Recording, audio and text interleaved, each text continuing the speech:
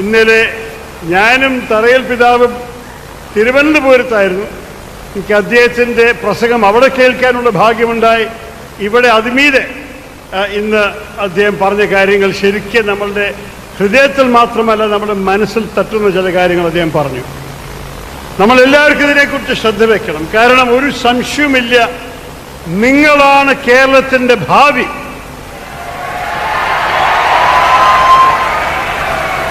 പക്ഷേ നിങ്ങളുടെ ഭാവിയുടെ സാധ്യതകൾ നന്നാക്കാൻ ഞങ്ങളുടെ ഉത്തരവാദിത്തമാണ്.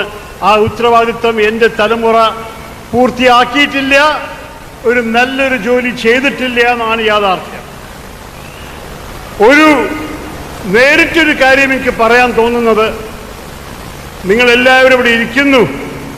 5 വർഷം കഴിഞ്ഞാൽ എത്ര പേര് നമ്മളുടെ കേരളത്തിൽ ഇപ്പോഴും ഉണ്ടാവും?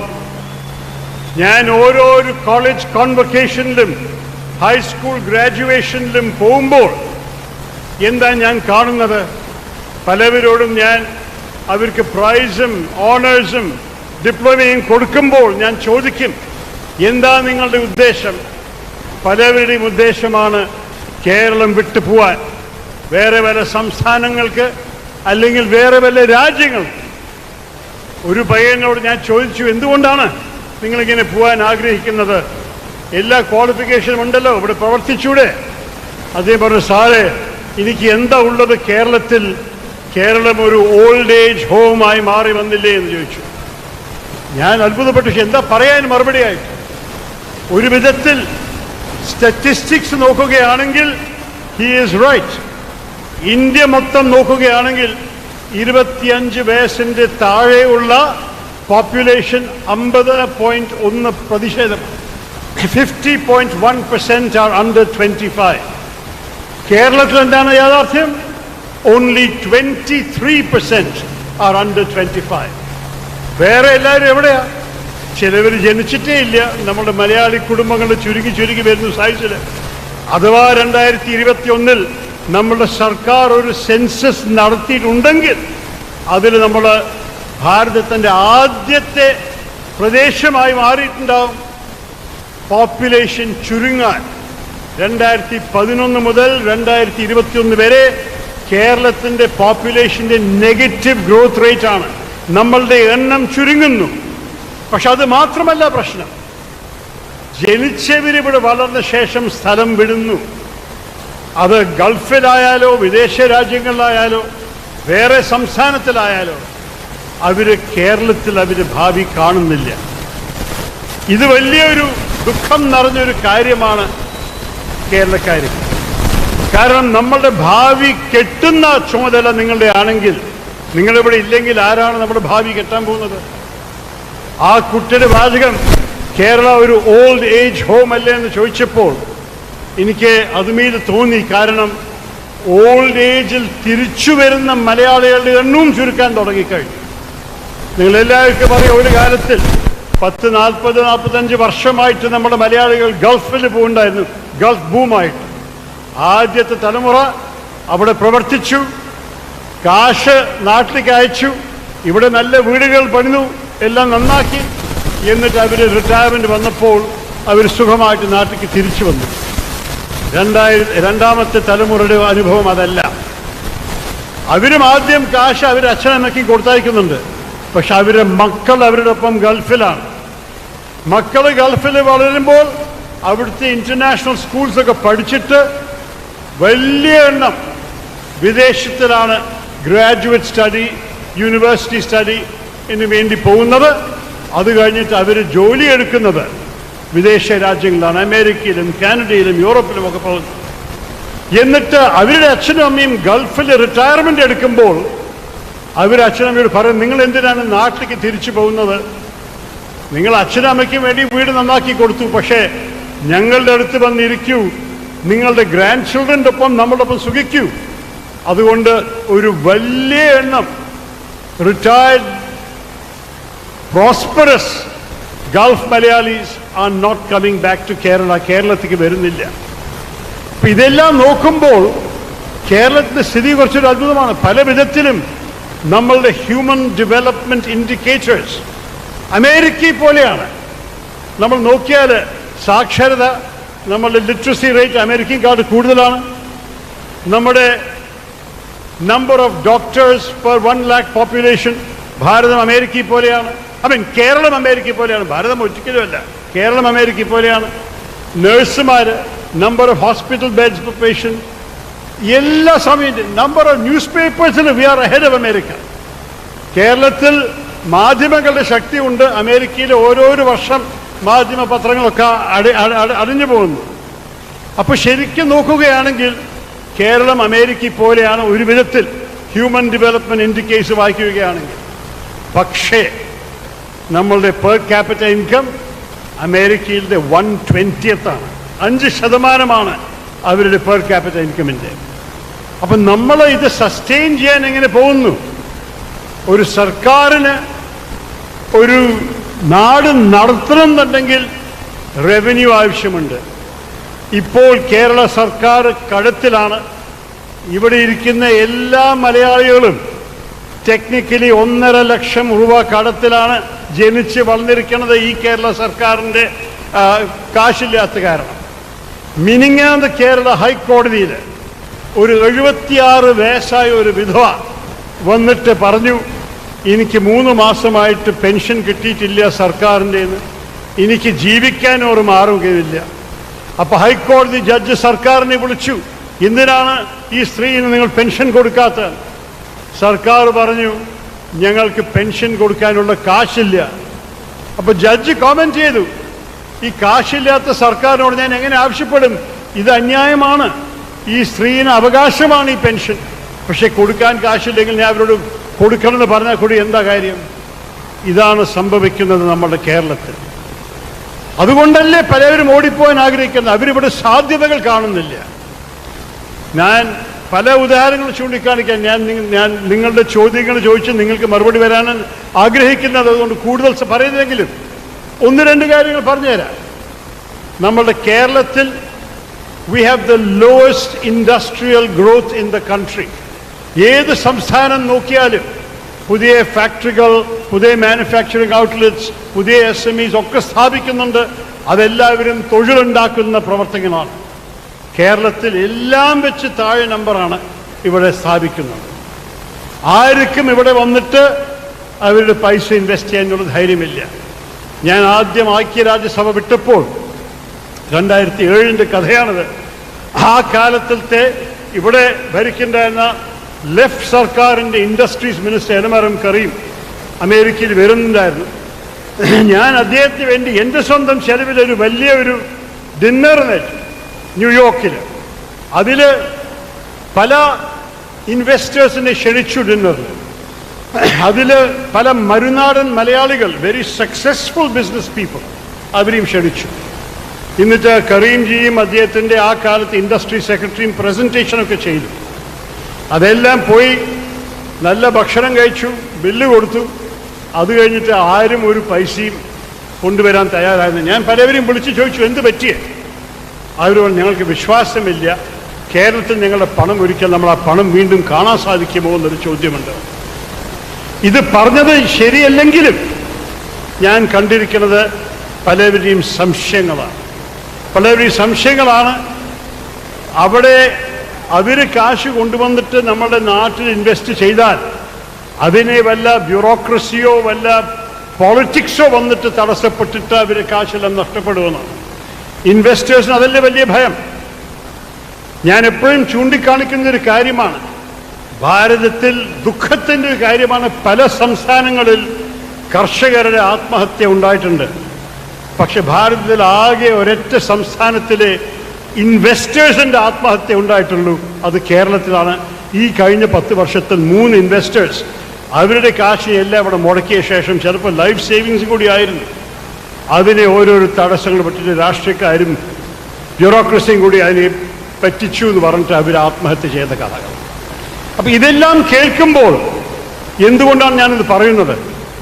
നമുക്ക് നമ്മളുടെ കേരളത്തിൽ മാറ്റം കൊണ്ടുവരണം. പക്ഷെ ആ മാറ്റം കൊണ്ടുവരുന്ന ഏജൻറ്റ്സ് ഓഫ് ചേഞ്ച് നിങ്ങൾ തന്നെ ആവണം. അതിനാണ് ഞാൻ നിങ്ങളുടെ മുമ്പിൽ നിൽക്കുന്നത്. ഈ കാര്യത്തെക്കുറിച്ച് പറയാൻ നിങ്ങളുടെ ഭാവിയാണ്.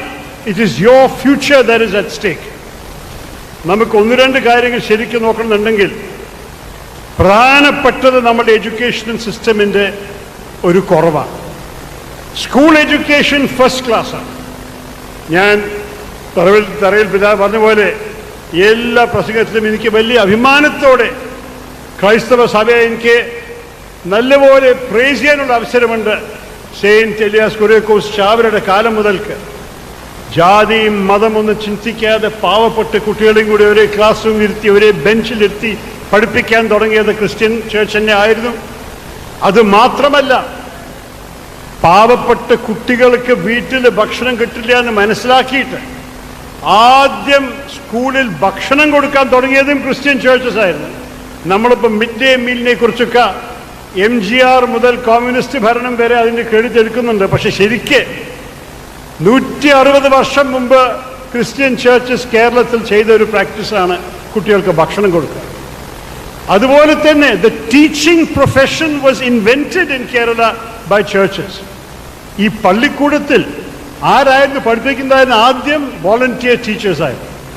സെയിൻറ്റ് ചാവര പറഞ്ഞത് ശരിയല്ലല്ലോ, ഇവർക്കും ജീവിക്കണ്ടേ, ഇവർക്ക് നമ്മൾ ഒരു കളക്ഷൻ നടത്തി, പള്ളി വിശ്വാസികളുടെ നിന്ന് കളക്ഷൻ നടത്തി ഇവർക്കൊരു ശമ്പളം കൊടുക്കണമെന്ന് ആരംഭിച്ചത് അതും ക്രിസ്ത്യൻ ചേർച്ചസാണ്. ശരിക്കും നിങ്ങളുടെ കോൺട്രിബ്യൂഷൻ വിദ്യാഭ്യാസ മേഖലയിൽ മഹാ കോൺട്രിബ്യൂഷനാണ്. അത് സ്കൂൾ സിസ്റ്റമിൽ ഒരു വിധത്തിലും ഒരു പ്രയാസമില്ലാതെ ഇറ്റ്സ് എ ബിഗ് സക്സസ് എന്ന് പറയാം. പക്ഷെ കോളേജ് എത്തുമ്പോഴേക്കും എന്ത് സംഭവിക്കുന്നു, അതിലാണ് ഞാൻ കുറച്ച് അന്വേഷിക്കാൻ തുടങ്ങിയത്. 2 വർഷം മുമ്പ്, 2.5 വർഷം മുമ്പ്, താങ്ക് യു സോ മച്ച്, 2.5 വർഷം മുമ്പ് നമ്മുടെ കേരള തെരഞ്ഞെടുപ്പ്, ഇത് രാഷ്ട്രീയ വേദിയല്ല, രാഷ്ട്രീയം പറയില്ല, പക്ഷേ കേരള തെരഞ്ഞെടുപ്പ് നടക്കുന്ന സമയത്ത് എന്നെ മാനിഫെസ്റ്റോവിൻ്റെ ചുമതല തന്നു, ഈ പ്രകടന പത്രിക എഴുതാൻ. അപ്പം ഞാനൊരു കാര്യം ചെയ്തു, ഞാൻ കേരളം മുഴുവൻ പോയി കോൺസൾട്ടേഷൻസ് നടത്തി.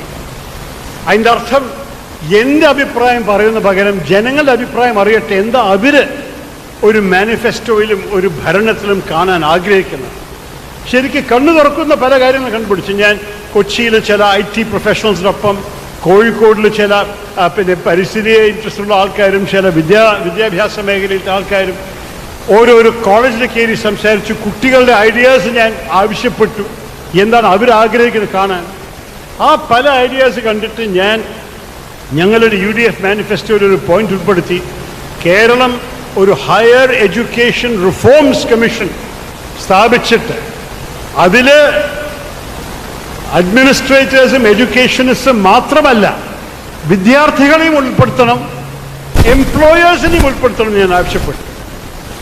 അതിന് കാരണമുണ്ടായിരുന്നു. ഞാൻ ആ കാലത്ത് നയിക്കുന്നുണ്ടായിരുന്ന ഒരു സ്ഥാപനമുണ്ട് കോൺഗ്രസ് പാർട്ടിയുടെ അകത്ത്, ഓൾ ഇന്ത്യ പ്രൊഫഷണൽസ് കോൺഗ്രസ്. അവരൊരു സർവേ നടത്തി കേരളത്തിൽ എൻജിനീയറിംഗ് ഗ്രാജുവേറ്റ്സിൻ്റെ. അവരെന്താ കണ്ടുപിടിച്ചത്?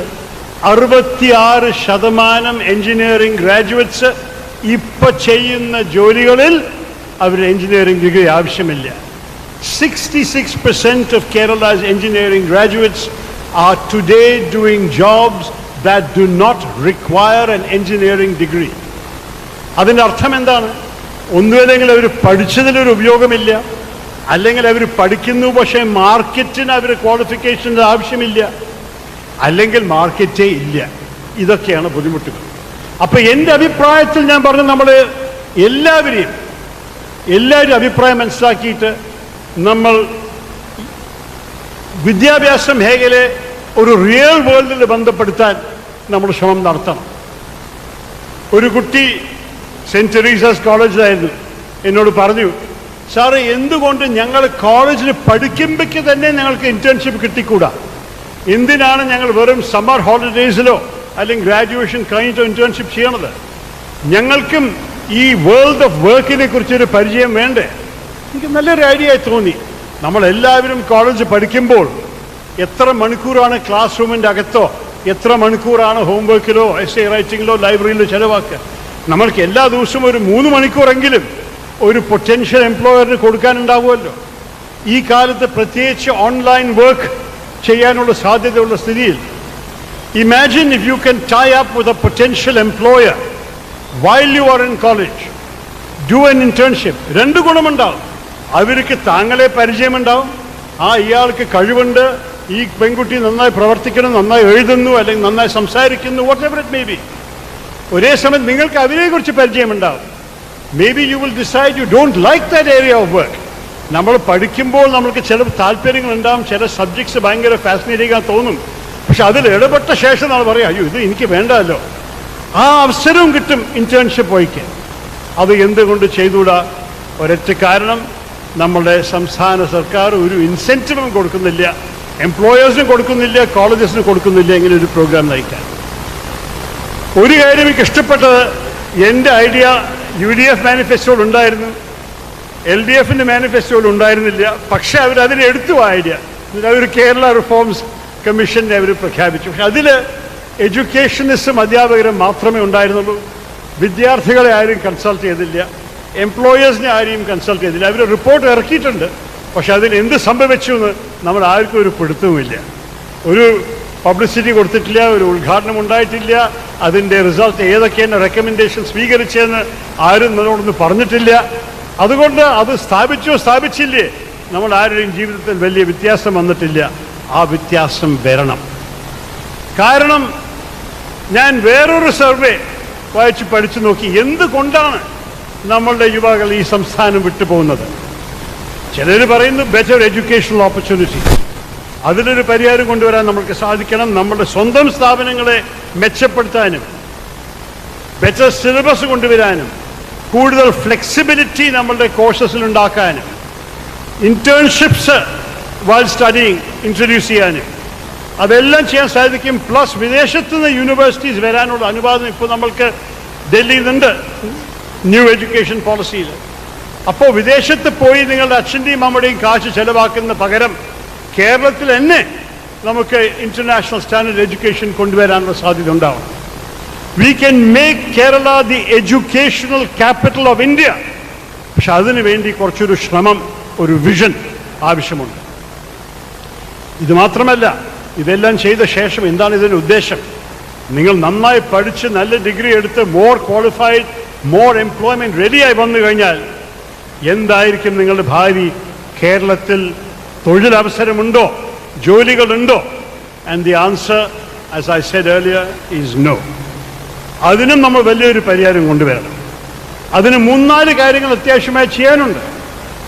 ഒന്നെന്താണ്? നമ്മളുടെ is of doing business ranking ഇന്ത്യയിൽ എല്ലാം വെച്ച് മോശ റാങ്കിങ് ആണ്.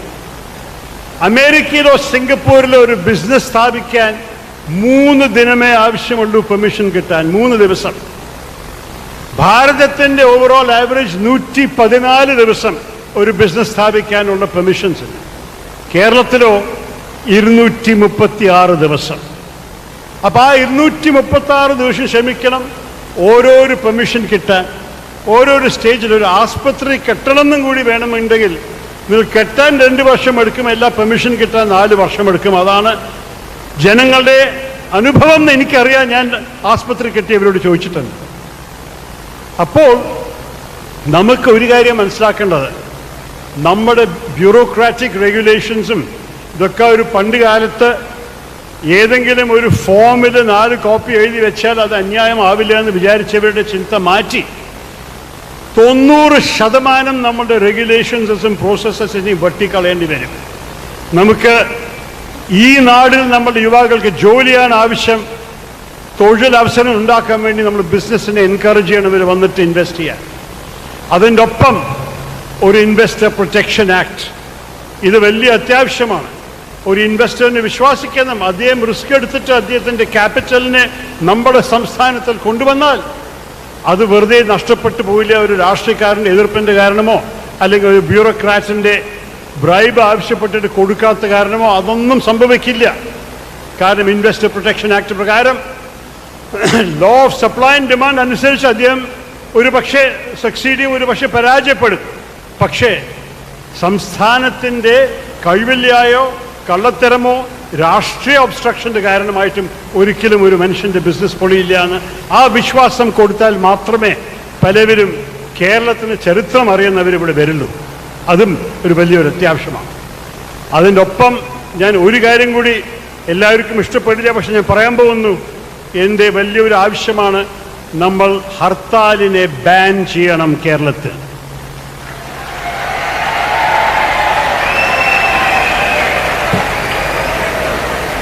പലവരും എന്നോട് ചിരിച്ചിട്ട് പറഞ്ഞിട്ടുണ്ട് അവർക്ക് ഹർത്താൽ വലിയ ഇഷ്ടമാണ്, ഒരു ദിവസം ജോലിക്കോ കോളേജിലേക്കോ പോവാതിരിക്കാലോ റെസ്റ്റ് ചെയ്യാലോ എന്ന്. പക്ഷെ ആ കാലം കഴിഞ്ഞു കുട്ടികളെ. ഭാരതത്തിൽ വേറെ എവിടെയും ഹർത്താലൊന്നും നടക്കില്ല. കേരളത്തിൽ മാത്രമാണ് ഇത് രാഷ്ട്രീയ പാർട്ടികളുടെ സ്വഭാവമായി മാറി വന്നിരിക്കുന്നത്. എല്ലാവർക്കും ജനാധിപത്യത്തിൽ പ്രതിഷേധം ചെയ്യാനുള്ള അവകാശമുണ്ട്. പക്ഷെ ആർക്കും സാധാരണ മനുഷ്യന്മാരുടെ ജീവിതത്തിനെ നശിപ്പിക്കാനും ഉപദ്രവിക്കാനുള്ള അവകാശമില്ല. അത് ജനാധിപത്യമല്ലാതെ സാമൂഹ്യ വിരുദ്ധമാണ്. ഇതിനു വേണ്ടി ഞാൻ ആദ്യം രാഷ്ട്രീയത്തിൽ വന്നപ്പോഴേ ഞാൻ പ്രഖ്യാപിച്ചു, ഞാൻ ഒരിക്കലും ഒരു ഹർത്താലിനെ അംഗീകരിക്കില്ല, എൻ്റെ സ്വന്തം പാർട്ടി വിളിച്ചാലും ഞാൻ അംഗീകരിക്കില്ല എന്ന് പറഞ്ഞ പോലെ ഈ 15 വർഷക്കാലം ഞാൻ ഇതുവരെ ഒരു ഹർത്താലിന് പിന്തുണ കൊടുത്തിട്ടില്ല, ഇനി കൊടുക്കാൻ പോകുന്നുമില്ല. പക്ഷെ അത് മാത്രം പോരാ, വേറെ ആരെയും ഹർത്താൽ വിളിക്കാൻ സമ്മതിക്കരുത്. ഇതൊരു സാമൂഹ്യ വിരുദ്ധ കാര്യമാണ്. പ്രതിഷേധം ചെയ്തോളൂ, സെക്രട്ടേറിയറ്റിന് മുമ്പിൽ ചെയ്തോളൂ, സ്ഥാപനങ്ങളുടെ മുമ്പിൽ ചെയ്തോളൂ. പക്ഷെ പാത ബ്ലോക്ക് ചെയ്യരുത്, ബസ്സുകളുടെ ടയറിന് കാറ്റയക്കരുത്. ഒരു കടക്കാരൻ അവന് ചെറിയൊരു കച്ചവടം നടത്താൻ ശ്രമിക്കുമ്പോൾ ഷട്ടർ അടയ്ക്കരുത്, കല്ലെറിയരുത്. വാഹനങ്ങൾ പാതി പോകുമ്പോൾ കല്ലെറിയരുത്. കുട്ടികൾ പരീക്ഷ എഴുതാൻ വേണ്ടി കോളേജ് പോകുമ്പോൾ അവരെ തടുക്കരുത്. ഇതൊക്കെ കോമൺ സെൻസാണ്. ലോകം മുഴുവൻ കേരളത്തിൽ മാത്രമേ ഇത് മനസ്സിലാക്കാൻ സാധിക്കാത്ത രാഷ്ട്രീയക്കാരുള്ളൂ. അതിനെ നമ്മൾക്ക് മാറ്റേണ്ടി വരും. ഇതെല്ലാം ചെയ്തു കഴിഞ്ഞാൽ നമ്മൾ കേരളത്തിനെ ഒരു ഹോസ്പിറ്റബിൾ എൻവയറൺമെൻറ്റ് ആക്കി കഴിഞ്ഞാൽ ബിസിനസ്സസ് വരും, എനിക്കൊരു സംശയവുമില്ല. നമ്മുടെ ഓരോരോ സർക്കാർമാരിവിടെ വൈബ്രന്റ് കേരള എന്നൊക്കെ പറഞ്ഞ് സബ്മിറ്റ് നടത്തിയിട്ട് വലിയ പ്രഖ്യാപനങ്ങൾ വന്നിട്ടുണ്ട് പ്രസ് റിലീസിൽ. ഇത്ര 1000 കോടികൾ ഇൻവെസ്റ്റ് ചെയ്യുമെന്ന്. അതിൽ എത്ര കോടികളാണ് ആക്ച്വലി എത്തിയിരിക്കുന്നത്? ഏതെങ്കിലും അവർ പ്രഖ്യാപിച്ച ഒരു പ്രോജക്റ്റ് നമ്മുടെ നാട്ടിൽ എത്തിയിട്ടുണ്ടോ? നിങ്ങൾക്ക് പുതിയ തൊഴിലവസരം ഉണ്ടായിട്ടുണ്ടോ? സത്യം നോക്കുകയാണെങ്കിൽ ഇല്ല. പക്ഷെ നമ്മൾക്ക് കേരളത്തിൽ തിരുമേനി പറഞ്ഞ പോലെ എന്തൊക്കെ സാധ്യതകളുണ്ട്. We are a rich state. നമ്മൾക്ക് പരിസ്ഥിതിയുണ്ട്, നമ്മൾക്ക് നല്ല പരമ്പരയിൽ നല്ല ട്രഡീഷൻസ് ഉണ്ട്. അത് ആയുർവേദ, വെൽനെസ്, ടൂറിസം ഇതെല്ലാം അറിയപ്പെടുന്ന കാര്യങ്ങളാണ്. പക്ഷെ IT മേഖലയിൽ എന്തുകൊണ്ടാണ് നമ്മൾ ഇത്ര പുറകെ?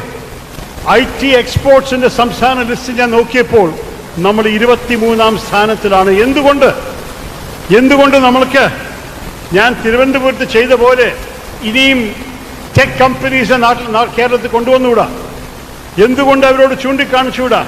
ഞങ്ങളുടെ മക്കൾക്ക് നല്ല ബുദ്ധിയുണ്ട്, നന്നായി പ്രവർത്തിക്കാൻ അറിയും, അവർ പരീക്ഷകളൊക്കെ നല്ല പാസ്സാകുന്ന കുട്ടികൾ, അവർക്ക് അവസരം കൊടുക്കൂ, കേരളത്തിൽ വന്നാൽ എളുപ്പമായിരിക്കും, അവർ ഇവിടെ ഇരിക്കും. അതല്ലേ നമ്മുടെ ആഗ്രഹം. നമ്മൾ ചെയ്യുന്നില്ല, അവർ പോകുന്നു. പക്ഷെ അതിലൊരു കാര്യം കൂടിയുണ്ട്. തറയിൽ പിതാവ് പറഞ്ഞു, നമ്മളുടെ പല മലയാളികൾക്ക് ബുദ്ധിയുണ്ട്, പരീക്ഷ പാസ്സാക്കാൻ അറിയും, പക്ഷെ സംസാരിക്കാനുള്ള ആത്മവിശ്വാസം പോരാ. പല കമ്പനീസും എന്നോട് പറഞ്ഞു, ഞങ്ങൾ മലയാളി കുട്ടികളെ എടുക്കുമ്പോൾ അവർക്ക് ഓഫീസിൻ്റെ അകത്ത് അവർ എഴുതുന്ന നോട്ട്സൊക്കെ ഫസ്റ്റ് ക്ലാസ്സാണ്.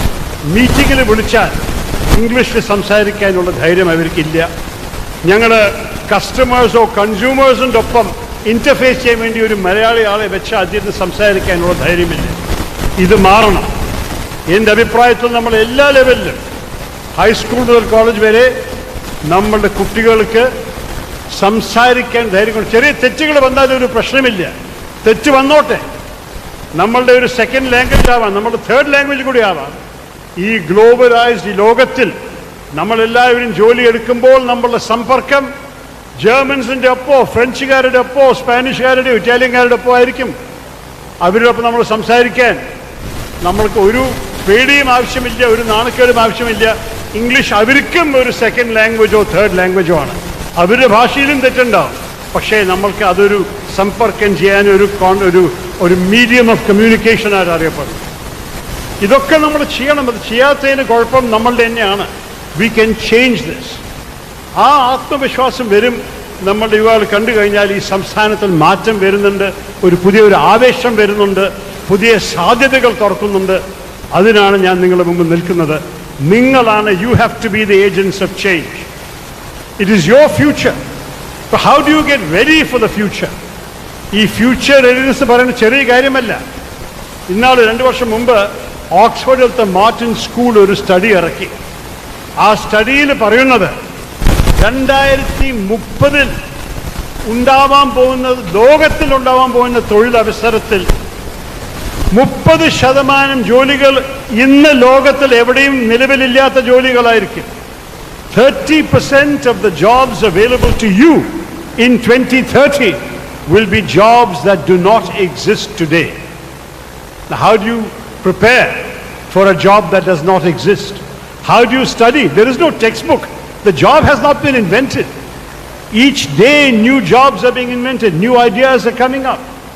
എല്ലാ ദിവസവും ഏതോ ഒരു ഇൻവെന്റ് സിലിക്കൺ വാലിയിൽ വളരെ ഇരുന്നിട്ടൊരു പുതിയൊരു കോൺസെപ്റ്റ് കണ്ടുപിടിക്കുന്നു, അതിൻ്റെ ഒപ്പം വരുന്നു, അതിൻ്റെ ഒപ്പം പല ഇൻവെസ്റ്റേഴ്സ് ഓടുന്നു, തൊഴിലവസരങ്ങൾ കൂടുന്നു. ആ തൊഴിൽ പിടിക്കാൻ വേണ്ടി നമുക്ക് എന്താ വേണ്ടത്?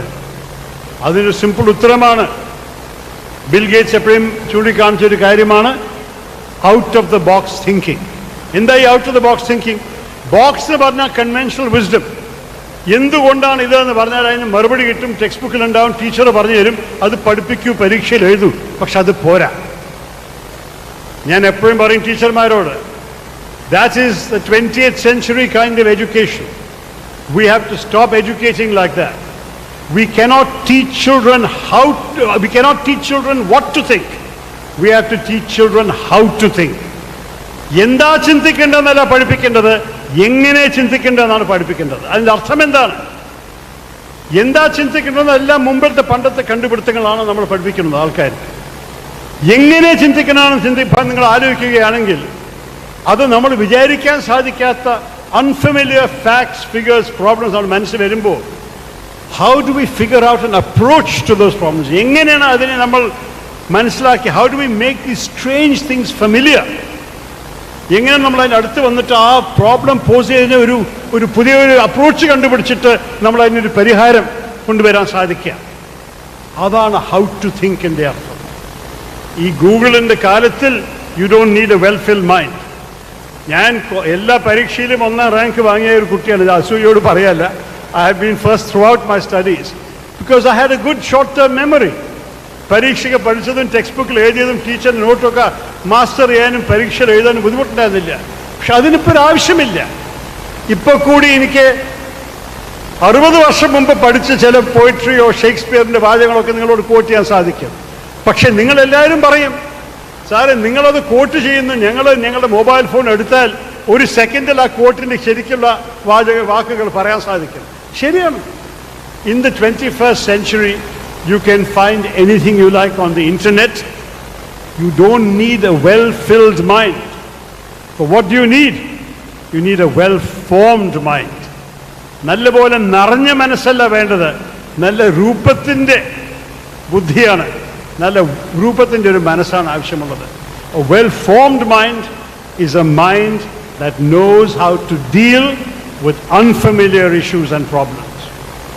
Einstein ഒരിക്കൽ പറഞ്ഞു അത്രേ, the mark of an educated mind is what is left behind in your head after you have forgotten everything you studied for your examinations. പരീക്ഷയ്ക്ക് വേണ്ടി പഠിച്ചതെല്ലാം മറന്നുപോയ ശേഷം നിങ്ങളുടെ മനസ്സിൽ എന്താ ഉള്ളത്? അതാണ് നിങ്ങളുടെ ശരിക്കുള്ള വിദ്യാഭ്യാസം. അപ്പം അതിനു വേണ്ടി നമുക്ക് പുതിയ രീതികളിൽ പഠിക്കണം, പുതിയ രീതികൾ നമ്മൾ ചിന്തിക്കണം. ഈ ഔട്ട് ഓഫ് ദ ബോക്സ് തിങ്കിങ്ങിൻ്റെ ഒരു ഉദാഹരണം, ഒരു പക്ഷേ നിങ്ങൾ ഇത് കേട്ട് കഴിഞ്ഞിട്ടുണ്ടാവും, ഞാൻ 4-5 വേദിയിൽ പറഞ്ഞു കഴിഞ്ഞ ഉദാഹരണമാണ്. പക്ഷേ ഈ ഉദാഹരണക്കാൾ നല്ല ഉദാഹരണമില്ല. അപ്പം ഞാൻ പറയാം. എനിക്ക് തറയിൽ പിതാവിനെ പോലെ കണ്ണട ഇടാൻ ആവശ്യമുണ്ട്. പക്ഷേ അദ്ദേഹത്തെ പോലെ രാവിലെ മുതൽ രാത്രി വരെ ഇടുന്ന ആളല്ല ഞാൻ. കാരണം എനിക്ക് ദൂരത്തിലെ ആവശ്യമുള്ളൂ.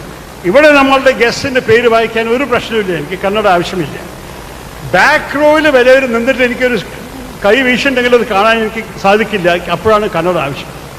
അപ്പം ഞാൻ കണ്ണട ഒരു 5% സമയം ഒരു ദിനത്തിൽ ഉപയോഗിക്കുന്ന കാരണം ബാക്കി സമയം ഒന്ന് പോക്കറ്റിലിടും. പോക്കറ്റ് ഉണ്ടെങ്കിൽ, ഈ ജുബയിൽ പോക്കറ്റും കൂടി ഇല്ല. അല്ലെങ്കിൽ ഞാൻ മുണ്ടെടുക്കുന്ന സമയത്തിൽ ഞാൻ മുണ്ടെടുത്തിട്ട് മടിയിൽ വെക്കും. പിന്നെ ഞാൻ എണീക്കുമ്പോൾ അത് നിലത്ത് വീഴും, വല്ലവരും കൂടി ചവിട്ടും പൊട്ടും. അല്ലെങ്കിൽ ഞാൻ വല്ലവരുടെയും ഒരു മേശപ്പുറത്തോ വല്ലവരുടെയും വെച്ച് മറക്കും. അടുത്ത ചടങ്ങിന് പോയ ശേഷം അയ്യോ കണ്ണട കാണാനില്ലേ വിചാരിക്കും. അങ്ങനെയൊക്കെ ആയിട്ട് ഒരു വർഷത്തിൽ ഞാൻ 6 കണ്ണട 3 മാസത്തിൻ്റെ അകത്ത് തോറ്റു, അല്ലെങ്കിൽ നഷ്ടപ്പെട്ടു, അല്ലെങ്കിൽ പൊട്ടിപ്പോയി. അപ്പോൾ ഞാൻ പരാതി പറയുന്ന ഒരു ഫ്രണ്ടിനോട്, അപ്പോൾ അദ്ദേഹം പറഞ്ഞു എന്താണ് എന്തുകൊണ്ടത് സംഭവിക്കുന്നത്? ഞാൻ പറഞ്ഞു 150 വർഷക്കാലമായിട്ട് കന്നഡ നമ്മുടെ മൂക്കിൽ ഇരിക്കും, നമ്മുടെ ചെവിയിൽ നിന്ന് തൂങ്ങും. അത് രണ്ടും എനിക്കിഷ്ടമല്ല. ആ മൂക്കിലെ ഡിസ്കംഫർട്ടും ആ ചെവിയിലത്തെ ഡിസ്കംഫർട്ടും എനിക്ക് വേണ്ട. അതുകൊണ്ട് ഞാൻ ഉപയോഗിക്കാത്ത സമയം ഞാൻ ഇടില്ല എന്ന് പറയും. അദ്ദേഹം അത്രയേ ഉള്ളൂ, വിൽ ഫൈൻഡ് എ സൊല്യൂഷൻ പറഞ്ഞു. കുറച്ച് ആഴ്ച കഴിഞ്ഞിട്ട് അദ്ദേഹം തിരിച്ചു വന്നു. ഇതാണ് അദ്ദേഹം എനിക്ക് ചൂണ്ടിക്കാണിച്ചത്. ഇതെൻ്റെ കഴുത്തിൻ്റെ പുറകിൽ നിൽക്കുന്നുണ്ട്. പോക്കറ്റിലിടാൻ ആവശ്യമില്ല, മേശപ്പുറത്തിടാൻ ആവശ്യമില്ല, മറക്കാൻ ആവശ്യമില്ല, ചവിട്ടാൻ ആവശ്യമില്ല, ഒന്നും സംഭവിക്കില്ല. പക്ഷേ എനിക്ക് വല്ലവരും കാണാൻ ആവശ്യമുണ്ടെങ്കിൽ ദാ 2 മാഗ്നറ്റിൻ്റെ നടുവിൽ ക്ലിക്ക് ചെയ്ത് നിങ്ങളെ കാണാൻ സാധിക്കും. പക്ഷേ അത് ചൂണ്ടിക്കാണിക്കണത് എൻ്റെ ഫ്രണ്ടിൻ്റെ ബുദ്ധിയെക്കുറിച്ച് സംസാരിക്കാനല്ല, നിങ്ങൾക്കൊരു ഉദാഹരണം കാണിക്കാനാണ്. ഒരു സംഭവം, ഒരു കന്നഡ എന്ന് പറഞ്ഞ സാധനം 150 വർഷം ഒരു രീതിയിൽ മാത്രമേ ഉണ്ടാക്കിയുള്ളൂ. അപ്പം നമ്മൾ ആ കാലത്ത് ഒരു ടീച്ചറോട് ചോദിച്ചാൽ കന്നഡ എന്തുകൊണ്ട് ഇങ്ങനെ ഉണ്ടാക്കണം പറയുമ്പോൾ ടീച്ചർ പറയും that is the way it is, അങ്ങനെയാണ് ഉണ്ടാക്കുക. പക്ഷെ ആരോ വിചാരിച്ചു അങ്ങനെ തന്നെ ഉണ്ടാക്കണം നിർബന്ധമുണ്ടോ, നമ്മൾക്ക് വേറെ വല്ല രീതി കണ്ടുപിടിച്ചുകൂടെ? അതാണ് ഞാൻ എപ്പോഴും ചെറുപ്പക്കാരോട് പറയും, ടീച്ചർമാരോട് വൈ ചോദിക്കണം, മര്യാദയോട് ചോദിക്കണം. എന്തുകൊണ്ടാണ് ഒരു കാര്യം, why is it like this, തെറ്റില്ല. പക്ഷെ അത് മീതെ ആവശ്യമുള്ള ബുദ്ധി എന്താണ്, ടീച്ചറോട് ചോദിക്കുന്നത് why not, why not, why can't you do something different. ഇന്ന് നമ്മൾ വിളക്ക് കൊളുത്തിയപ്പോൾ അതിലൊരു രീതിയുണ്ട്. അപ്പം ഞാനിത് ഒരാൾ മറ്റവരോട് പറഞ്ഞില്ലേ, നിങ്ങൾ ഒരു സ്കിപ്പ് ചെയ്യാൻ പാടില്ല, എല്ലാ തിരിയും ഈസ്റ്റിൽ തുടങ്ങി ചുറ്റും പോകണമെന്ന്. അതിൻ്റെ ലോജിക്ക് എന്താണ്, എന്തുകൊണ്ടാണ് ആ നിയമം? Because the sun rises in the east and goes around the world, or the world goes around the sun. അപ്പോൾ ആ ലോകം ചുറ്റുന്ന വെളിച്ചമാണ് നമ്മൾ ഈ വിളക്കിൽ കത്തിച്ചിട്ട് കാണിക്കുന്നത്. അപ്പോൾ അതിനൊരു രീതി ഉണ്ടല്ലോ, അതിനെ നമുക്ക് മാറ്റാൻ സാധിക്കില്ല. എത്ര out of the box thinking ചെയ്താലും സൂര്യൻ എപ്പോഴും ഈസ്റ്റിലേ വരുള്ളൂ. അവസാനത്തിൽ നമ്മൾ ലോകം മുഴുവൻ പോയി ചുറ്റി ഓരോരോ ഭാഗത്ത് വെസ്റ്റിൽ ആസ്തമിക്കുള്ളൂ. അതാണ് യാഥാർത്ഥ്യം. You can change. So that is the way it is the അർത്ഥമുണ്ട്.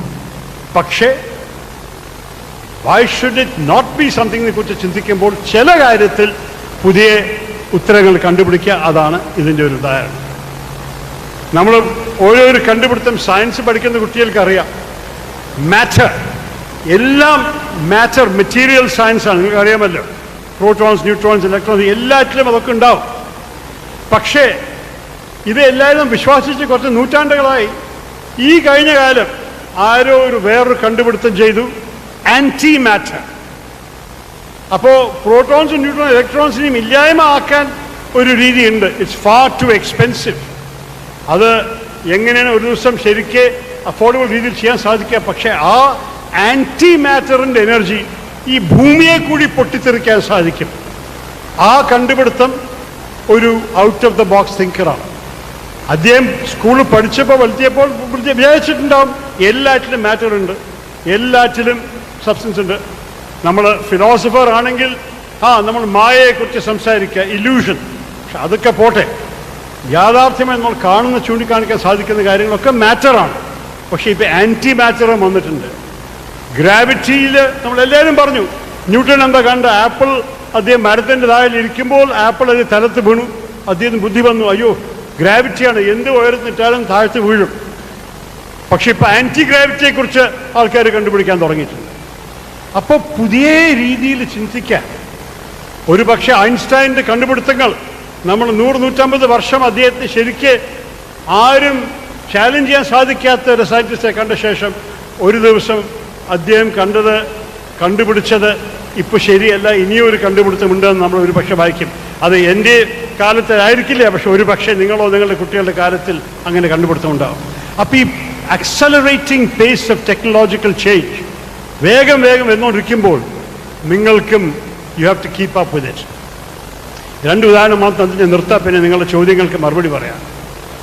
ഒന്ന്, നമ്മുടെ ഭാരതത്തിൽ നിങ്ങൾ എല്ലാവർക്കും ആ സമയത്ത് ജനിച്ചിട്ടുണ്ടാവില്ല ഇവിടെ വിദ്യാർത്ഥികൾ. ആ ജനിച്ചിട്ടുണ്ടെങ്കിൽ വെരി സ്മോൾ ബേബീസ് ആയിട്ടാണ് നിങ്ങൾ.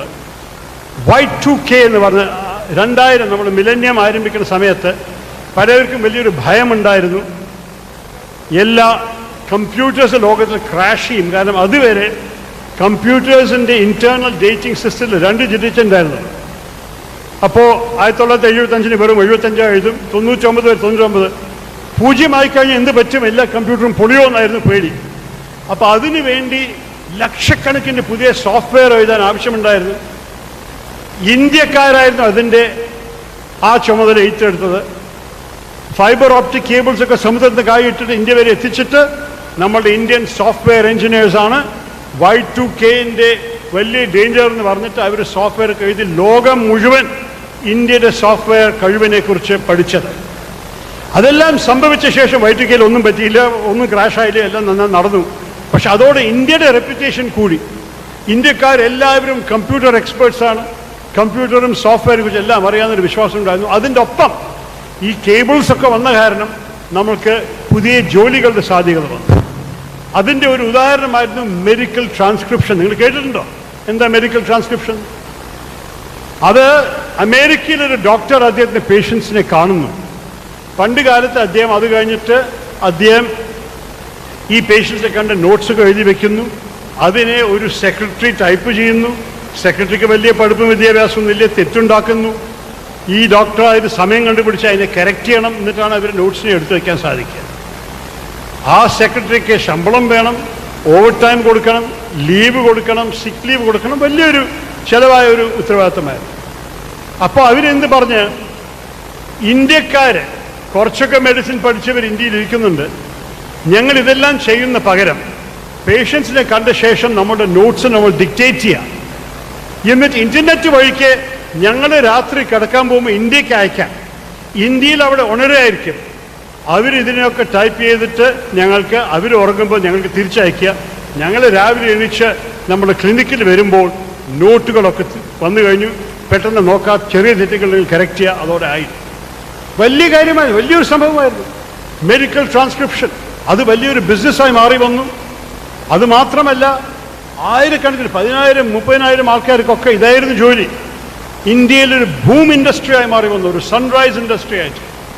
ഇന്ത്യ ഒരു വേൾഡ് ലീഡറായിരുന്നു മെഡിക്കൽ ട്രാൻസ്ക്രിപ്ഷനിൽ. 95% മെഡിക്കൽ ട്രാൻസ്ക്രിപ്ഷൻ ഇന്ത്യയിൽ ചെയ്തത് നമ്മുടെ നാട്ടുകാരാണ്. തമിഴ്നാട്ടിൽ പ്രത്യേകിച്ച് വലിയൊരു കമ്പനീസിന് പ്രൊളിഫറേഷൻ ഉണ്ടായി. എന്ത് പറ്റിയേ? ആരും പ്രതീക്ഷിക്കാത്തൊരു കാര്യം. ഈ ജോലികൾ എടുത്തു പലരും വിചാരിച്ചു അവർ ജീവിതത്തിന് അവർ സെറ്റായി, അവർ വീടിൻ്റെ മോർഗേജ് ലോണും കാർ ലോണും ഒക്കെ എടുത്ത് സുഖിച്ചിരിക്കാമെന്ന് വിചാരിച്ചപ്പോൾ അമേരിക്കയിൽ എന്ത് വന്നു? Artificial intelligence enabled sound recognition, voice recognition software. അതോടെ ഇന്ത്യക്കാരുടെ ഉപയോഗം ആവശ്യമുണ്ടാകുന്നില്ല. ഇപ്പോൾ ഒരൊറ്റ തവണ ഒരു സോഫ്റ്റ്വെയർ മേടിച്ചാൽ മതി, എല്ലാ മാസവും ഇന്ത്യക്ക് കാശ് അയക്കാൻ ആവശ്യമില്ല. ഒരു സോഫ്റ്റ്വെയർ അമേരിക്കൻ ഡോക്ടർ മേടിച്ചു കഴിഞ്ഞാൽ, അദ്ദേഹത്തിൻ്റെ കമ്പനിയിൽ ഇട്ട് കഴിഞ്ഞാൽ, അദ്ദേഹം സംസാരിക്കുന്ന സമയത്ത് തന്നെ അദ്ദേഹത്തിൻ്റെ നോട്ട്സ് സ്ക്രീനിൽ കാണാൻ സാധിക്കും ഇൻ റിയൽ ടൈം. അഥവാ ആ ഡോക്ടർ ഒരു ഇന്ത്യക്കാരനാണ് അമേരിക്കയിൽ, നല്ലോണം എണ്ണമുണ്ടല്ലോ നമ്മുടെ, അയാളുടെ ആക്സെൻറ്റ് ആ കമ്പ്യൂട്ടർ ശരിക്കും മനസ്സിലായിട്ടില്ലെങ്കിൽ 1 or 2 പ്രാവശ്യം അദ്ദേഹത്തിൻ്റെ സ്വരം കേട്ട് കഴിഞ്ഞാൽ ആ കമ്പ്യൂട്ടറിൻ്റെ ആർട്ടിഫിഷ്യൽ ഇൻ്റലിജൻസ് കാരണം അതും മാറും, അദ്ദേഹത്തിൻ്റെ ആക്സെൻറ്റ് മനസ്സിലാക്കാൻ തുടങ്ങും. അതോടെ തെറ്റുകളും നല്ലോണം ചുരുങ്ങും. ഇതെല്ലാം ചെയ്ത ശേഷം അവർക്ക് എന്തുകൊണ്ടാണ് ഇന്ത്യക്കാരെ ആവശ്യം? വേണ്ട വെച്ചു.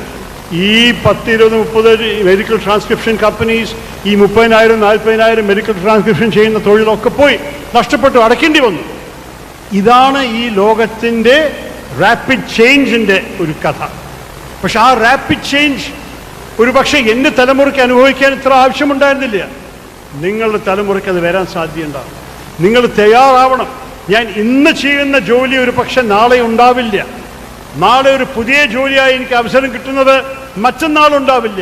പക്ഷെ ഞാൻ എന്ത് വന്നാലും നേരിടാൻ തയ്യാറാണ്. ആ ധൈര്യം, ആ ആത്മവിശ്വാസം, തിരുമേനി പറഞ്ഞ പോലെ ആ ആത്മവിശ്വാസം നിങ്ങളെല്ലാവർക്കും ഉണ്ടാവണം എന്നാണ് ഞാൻ ആഗ്രഹിക്കുന്നത്. അത് നിങ്ങളെല്ലാവരുടെയും സ്കൂളിലും കോളേജിലും പഠിക്കാൻ സാധിച്ചാൽ അതിന് നല്ലത്. അല്ലെങ്കിൽ പള്ളിയിലും ബി ഇൻസ്പയർഡ്, ബി മോട്ടിവേറ്റഡ്. ആ ഊർജ നിങ്ങളുടെ ആ മനസ്സുണ്ടാവണം. നമ്മൾക്ക് ഒരു കഴിവും കുറവില്ല, നമ്മളെല്ലാം ചെയ്യാൻ സാധിക്കും. വരട്ടെ പുതിയ വെല്ലുവിളികൾ, we will face up to it. ആ ധൈര്യമാണ് ഞാനും ആഗ്രഹിക്കുന്നത്. തെറിയൽ തിരുമേനി പറഞ്ഞ പോലെ, that is what I want you all to have. Bible പറയുമല്ലോ, know thyself. Know thy സെൽഫിൻ്റെ അർത്ഥം എന്താണ്? Understand yourself. എന്താ എൻ്റെ കഴിവ്, എന്താ എൻ്റെ കഴിവില്ലായ? എനിക്കറിയാം എൻ്റെ കഴിവുകൾ എന്താണെന്ന്. നാളെ എന്നെ 400 മീറ്റർ റേസിൽ പങ്കെടുക്കാൻ ആവശ്യപ്പെട്ട് ഞാൻ ക്ഷമിക്കൂ പറയും. എനിക്കറിയാതാവില്ല എൻ്റെ കാര്യം. പക്ഷേ വേറെ വല്ല കാര്യങ്ങൾ വന്നു കഴിഞ്ഞാൽ ഒരു കാര്യം വായിച്ച് മനസ്സിലാക്കാനോ അതിനെക്കുറിച്ച് എഴുതാനോ പ്രസംഗിക്കാനോ എനിക്ക് എൻ്റെ കഴിവ് അറിയാം. അതുപോലെ തന്നെ എല്ലാ മനുഷ്യനും ഈ മുറിയിൽ കഴിവുണ്ട്. ദൈവം ആരെയും ഉണ്ടാക്കിയിട്ടില്ല കഴിവില്ലാത്ത മനുഷ്യനെ, ആരെയും. ചിലപ്പോൾ നമ്മളുടെ കഴിവ് മറ്റേവരെ പോലെ ആയിരിക്കില്ല. ഒരു പരീക്ഷ പാസ്സാവാനൊരു കൈയൊക്കെ ആയിരിക്കില്ല കഴിവ്. റേസ് ജയിക്കാനോ പ്രസംഗിക്കാനോ ഇതുപോലെ ഇത്ര നന്നായി ഡാൻസ് ചെയ്യാനോ അതായിരിക്കില്ല നമ്മുടെ കഴിവ്. പക്ഷെ നമുക്ക് വേറെ ഹ്യൂമൻ ക്വാളിറ്റീസ് ഉണ്ടാവും. ഒരു ക്ലാസ്മേറ്റ് ദുഃഖത്തിലിരിക്കുമ്പോൾ നമ്മളുടെ തോളിൽ വന്നിട്ടാണ് അവർ തല വെക്കാൻ ആഗ്രഹിക്കുന്നത് പറഞ്ഞാൽ അത് നമ്മുടെ ഒരു കഴിവാണ്, അത് നമ്മുടെ ഒരു ശക്തിയാണ്. ഒരിക്കലും അത് വിട്ട് അല്ലെങ്കിൽ ഒരു ക്ലാസ്സിൽ ചില മൂഡ് മാറ്റാൻ വേണ്ടി എല്ലാവരെയും ചിരിപ്പിക്കാൻ സാധിക്കുന്ന ഒരു വ്യക്തി ഉണ്ടെങ്കിൽ അതും അദ്ദേഹത്തിൻ്റെ കഴിവാണ്. Know thyself, know yourself and develop your strengths. നിങ്ങൾക്ക് എന്താണെന്ന് അറിഞ്ഞാൽ ഞാൻ എപ്പോഴും ഒരു കാര്യം പറയും, you can only be you. വേറെ ആർക്കും നിങ്ങളാവാൻ സാധിക്കില്ല, നിങ്ങൾ വേറെ ആളെ ആവാൻ ആവശ്യമില്ല. നിങ്ങളുടെ മത്സരം അവസാനത്തിൽ നിങ്ങളുടെ ഒപ്പം തന്നെയാണ്. Do not let yourself down.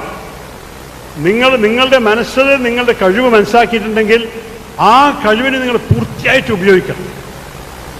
No one can be a better you than you yourself. അത് മാത്രമാണ് നിങ്ങൾ പറയുന്നത്. ആ ആത്മവിശ്വാസത്തോടെ ആരും ഞാനാവാൻ സാധിക്കില്ല, ഞാനാണ് ഞാൻ നിങ്ങളെല്ലാവരും വിചാരിച്ചാൽ ഞാൻ നിങ്ങൾ പറയുന്നു, ഭാവിയും നന്നായിരിക്കും, കേരളവും മെച്ചപ്പെടും, and the future will be yours. Thank you very much. നന്ദി, നമസ്കാരം, ജയ് ഹിന്ദ്.